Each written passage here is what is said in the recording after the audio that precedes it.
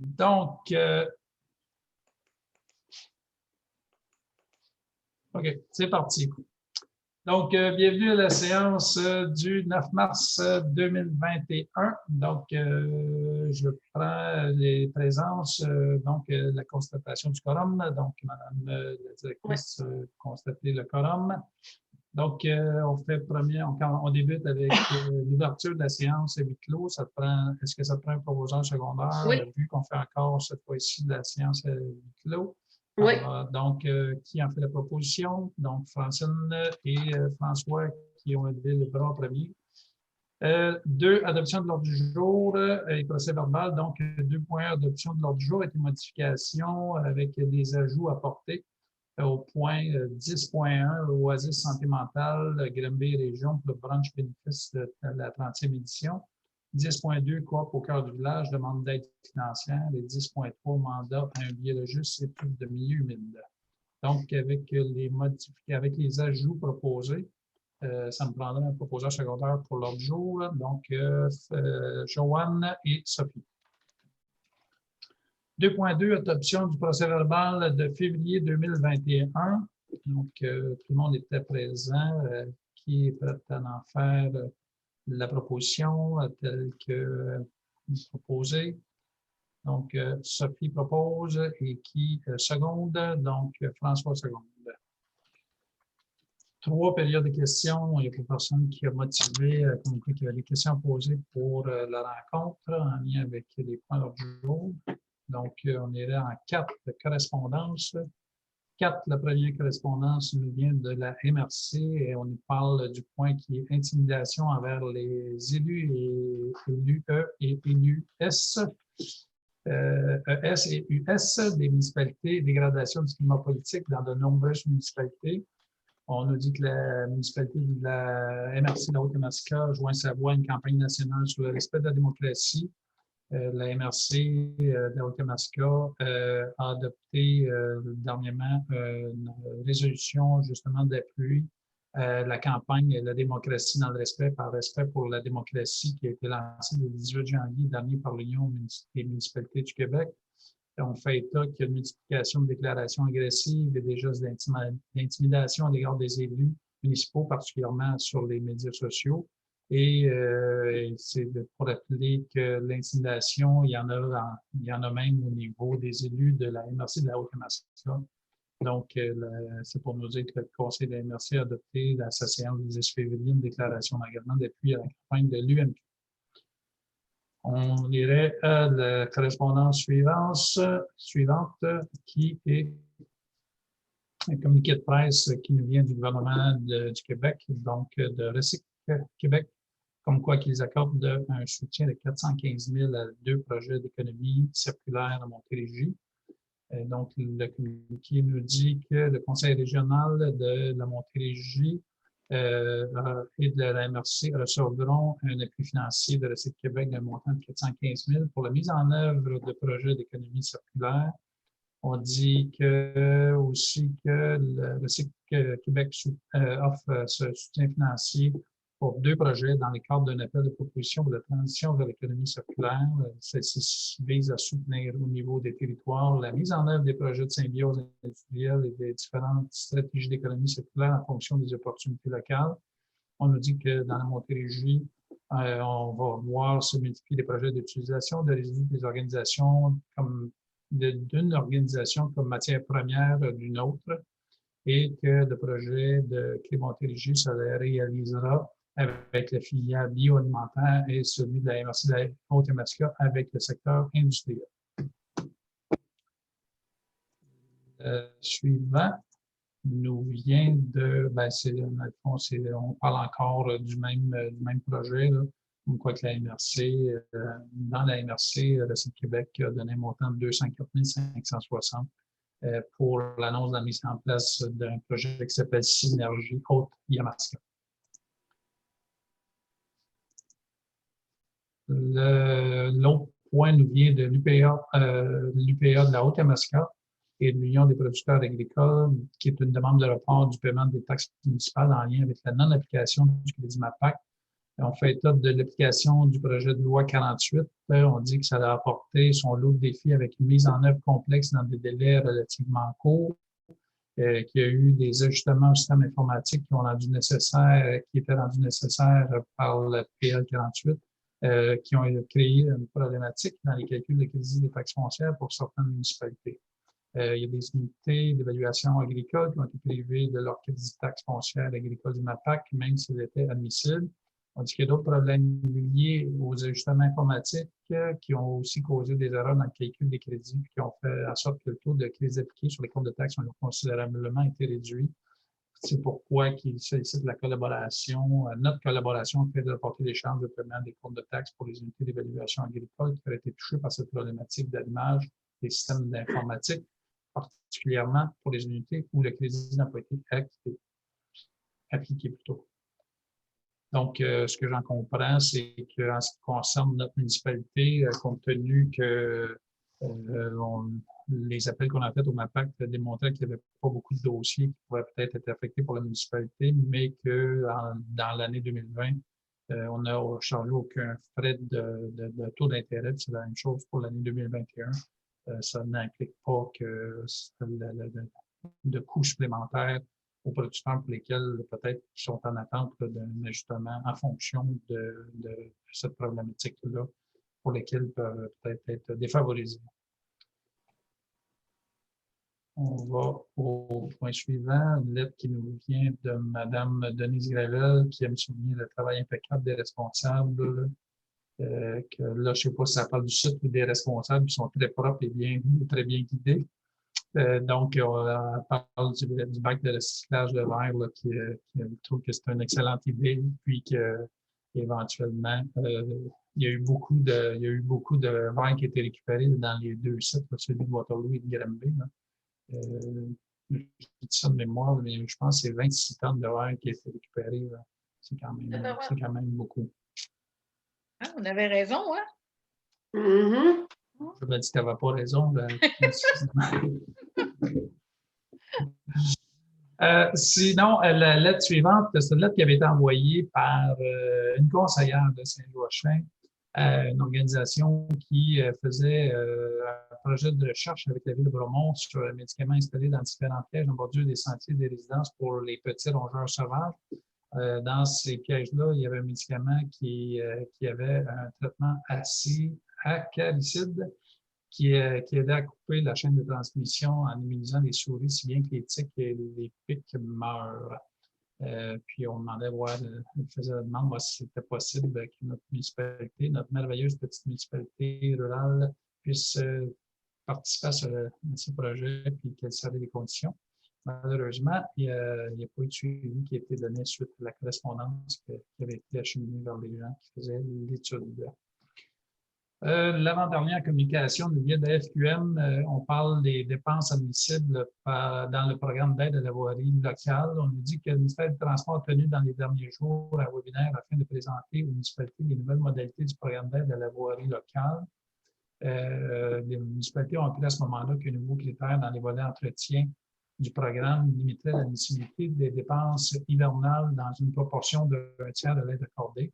On nous dit que ces nouveaux critères n'avaient jamais été l'objet de discussions préalables avec la Fédération québécoise des municipalités. Il y a eu des discussions qui ont été faites entre le ministère et la FQM. Puis, suite à ça, on nous dit que la FQM est heureuse de nous informer qu'au terme de ces démarches, l'admissibilité des dépenses hivernales qui prévalaient dans le précédent programme a été rétablie par le ministère. Donc, des fois, on peut dire que ça nous coûte 1500 plus par année, la FQM. Mais on voit qu'il y a des actions qui sont faites qui valorisent éventuellement le montant investi.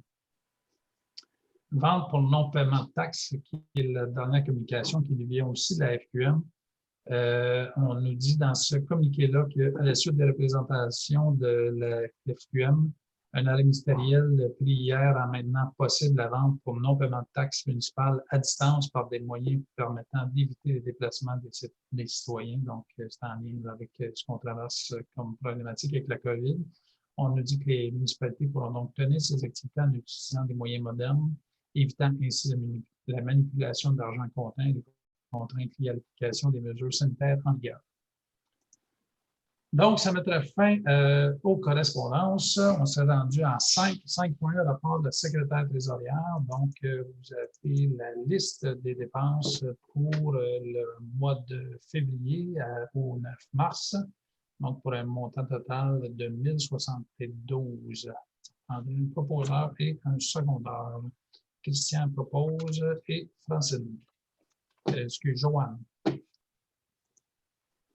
Rapport du 5.2, rapport de l'inspecteur municipal à février 2021. Donc, on n'a pas de point à l'ordre du jour concernant. Donc, lui qui continue comme ça, c'est super. 5.3, tous sujets relatifs aux personnes endettées envers la municipalité. Donc, 5.3.1, rapport sur l'état des personnes endettées envers la municipalité pour les taxes diverses et autres comptes de 2019, 2020, 2021. Donc, Madame la DG, par rapport à ce point-là, qu'avez-vous à dire? Oui. Suite au dernier rapport, j'avais 16 cas que j'avais au moins des taxes de 2019 qui étaient en retard. Sur les 16 cas, soit les gens ont payé ou ont pris entente avec la municipalité, mais il m'en reste 3 que je n'ai pas eu de nouvelles d'eux du tout. Donc, dans la décision de la municipalité, à savoir, je pense qu'habituellement, au lieu de faire un envoi pour la vente pour taxe à la MRC, on procède plutôt par saisie par la cour municipale, ce qui nous permet aussi de faire n'importe quand dans l'année, tandis qu'avec la MRC, on est limité dans le temps. On a une date maximum pour envoyer les dossiers. Donc, si vous me permettez, je vais recontacter les 3 personnes qui sont concernées là, pour les taxes 2019 avant d'envoyer le dossier là, en saisie pour taxes.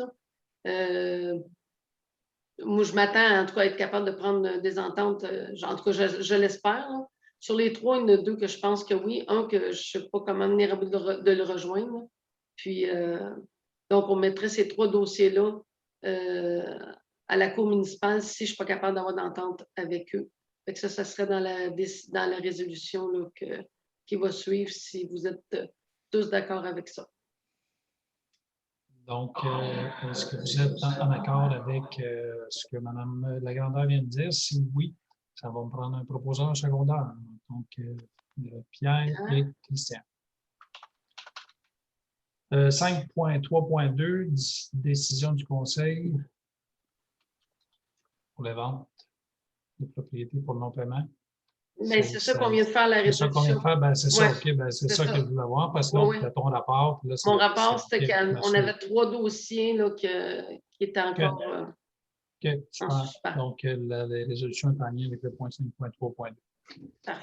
Maintenant, administration 6.1, autorisation des comptes à payer pour mars 2021.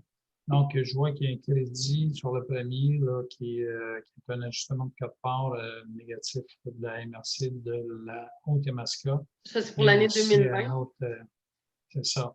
Donc, dans le fond, un négatif de 1429,74, tandis que l'autre est en lien avec les dépenses, la liste qui vous a été soumise aujourd'hui, de 247 168,10. Est-ce que vous avez des questions par rapport à la liste des dépenses? Sinon, ça me prendrait un proposeur et un secondaire. Moi, j'ai une question. Oui.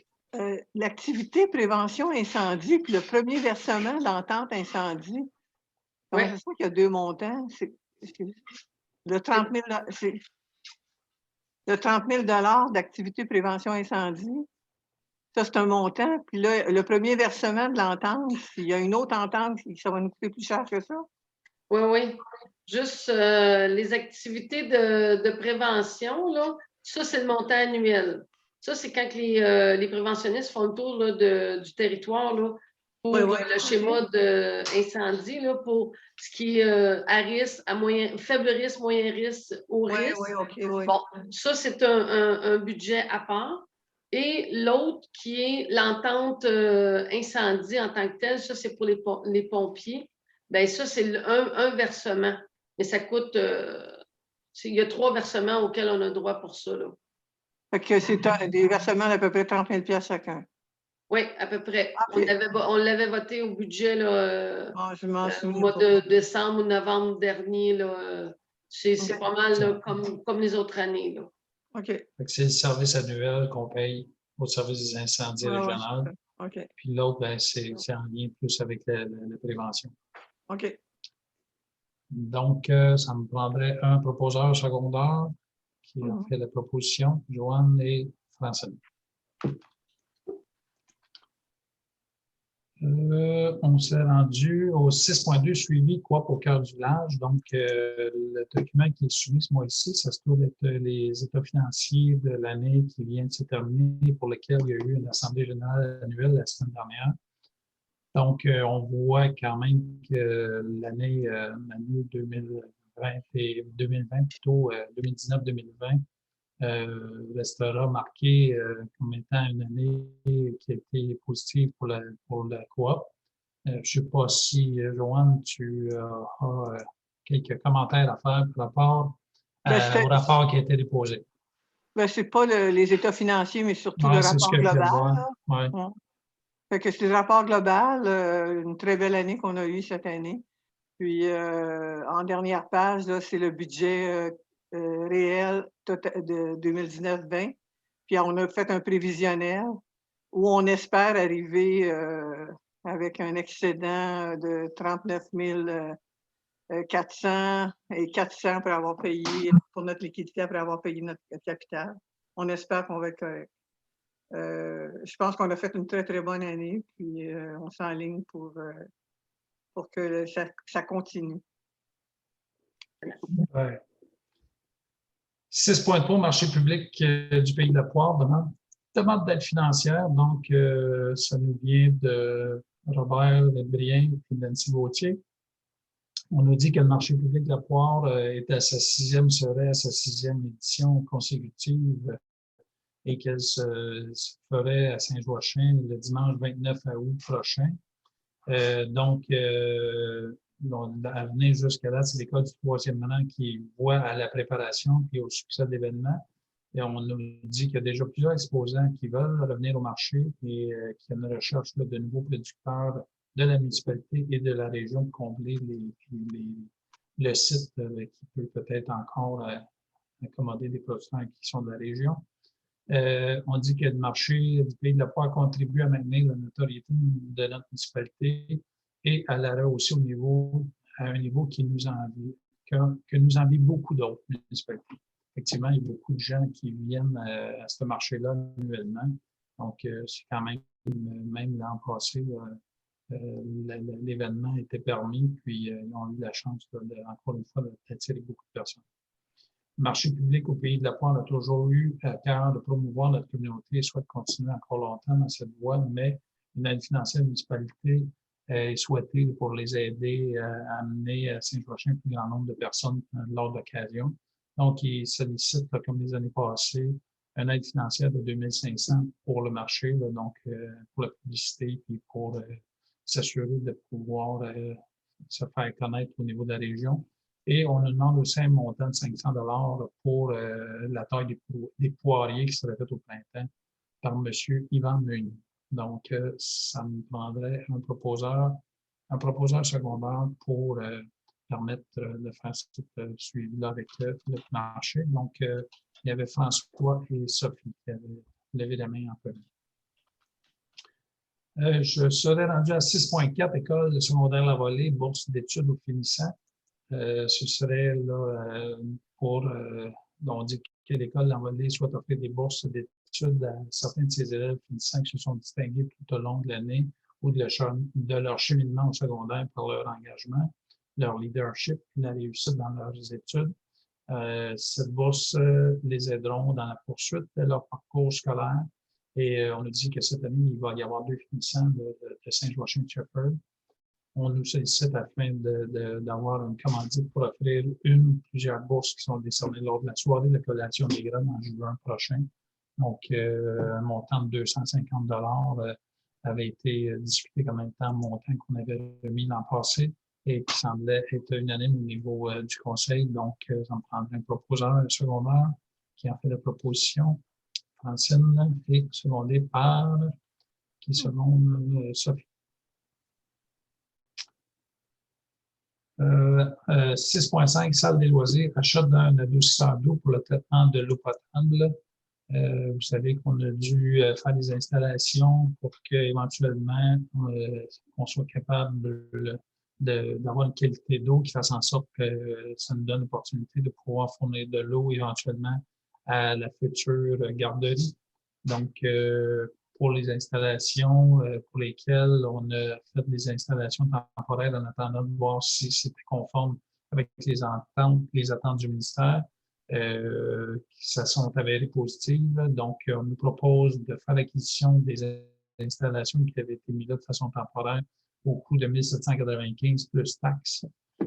Malgré le fait que ce n'est pas des équipements neufs, on nous dit que les modifications qui avaient été apportées semblent être conformes pour que ce soit quand même acheté, malgré le fait que ce n'est peut-être pas des équipements neufs qui représentent un coût supérieur.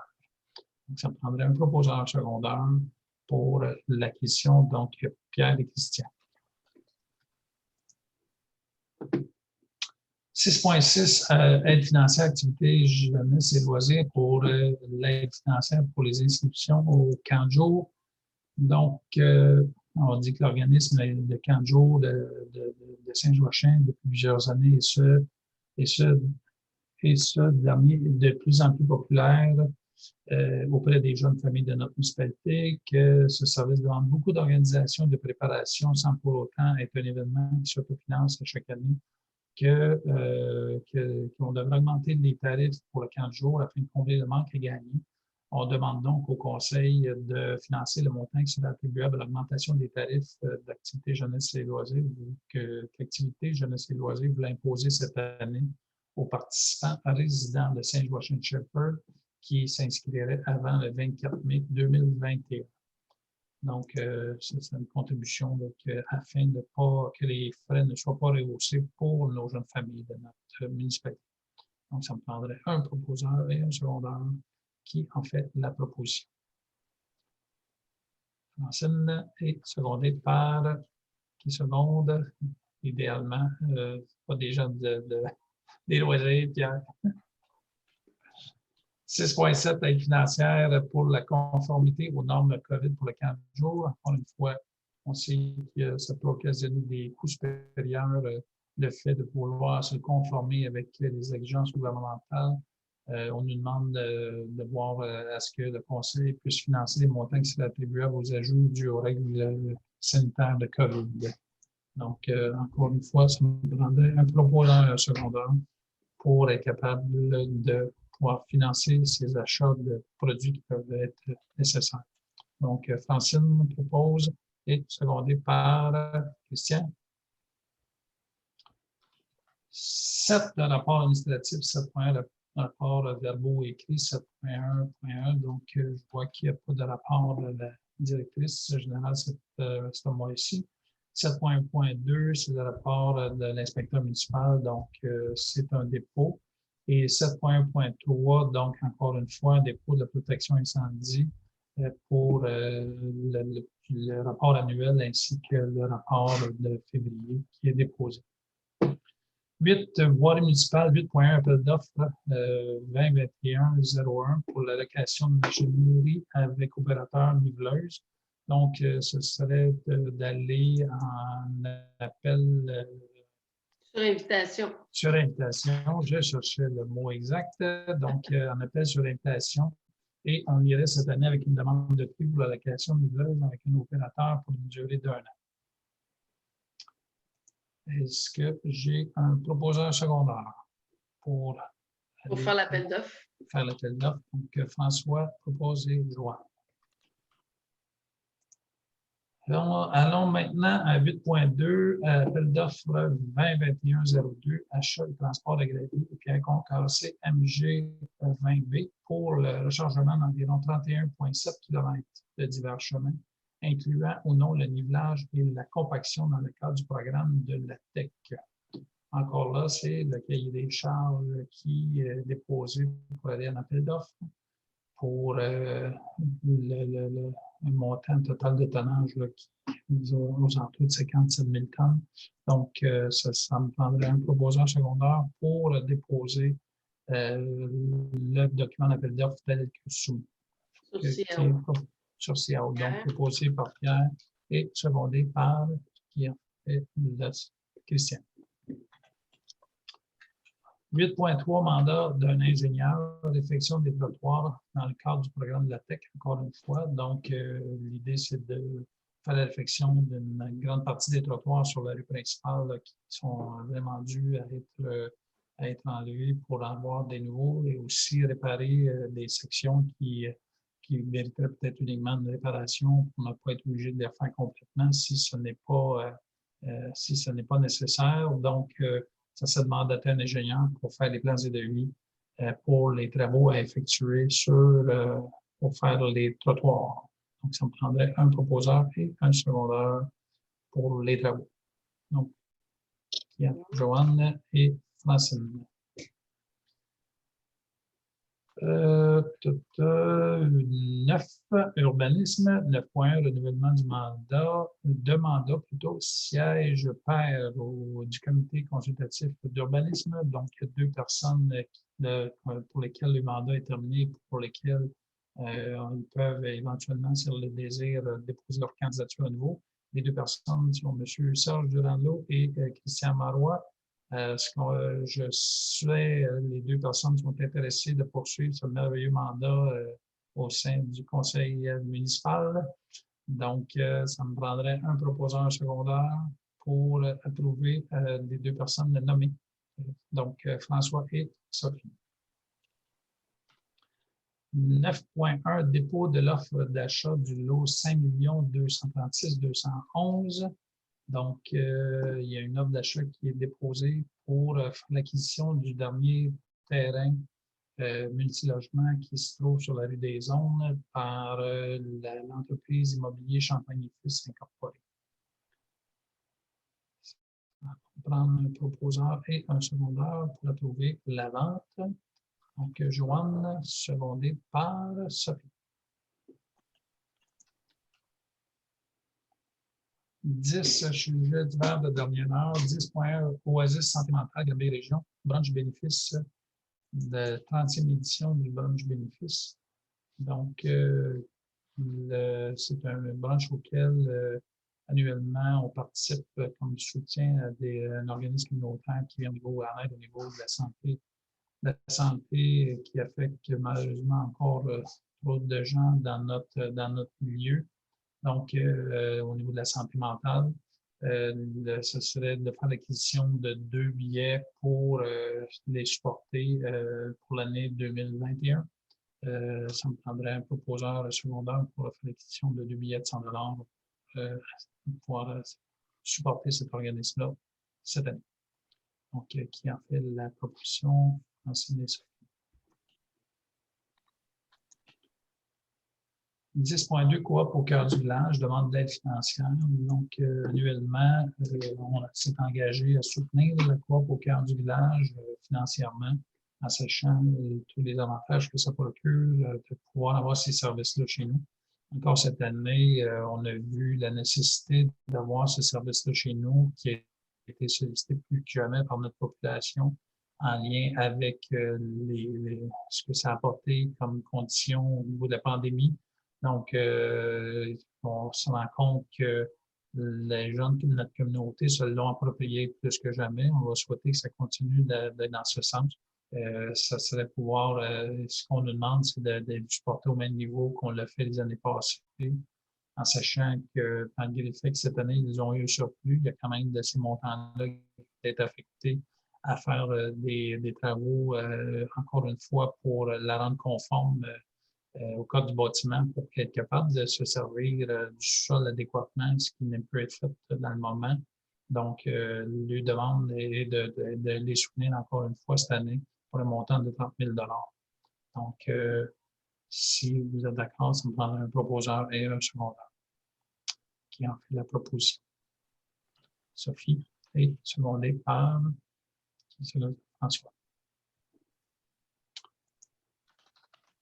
10.3 mandat à un biologiste, étude de milieu humide. L'idée, c'est de s'assurer, de donner un mandat pour s'assurer d'identifier correctement des zones qui éventuellement pourraient être identifiées humides et de pouvoir, dans un but ultime, les identifier, peut-être trouver une façon de faire retirer de ces secteurs-là, s'il est possible de travailler en collaboration avec les gens du ministère pour, advenant que des milieux seraient jugés humides, qu'on puisse voir la possibilité de pouvoir voir ce qu'on peut faire pour améliorer ce sens, modifier cette perception-là qu'on peut avoir là, dans un secteur donné de notre respect.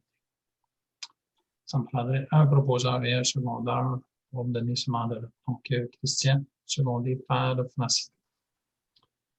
On n'a pas de questions pour la deuxième période de questions. On s'est rendu à la fermeture de la séance. Donc, 20h30. Parfait.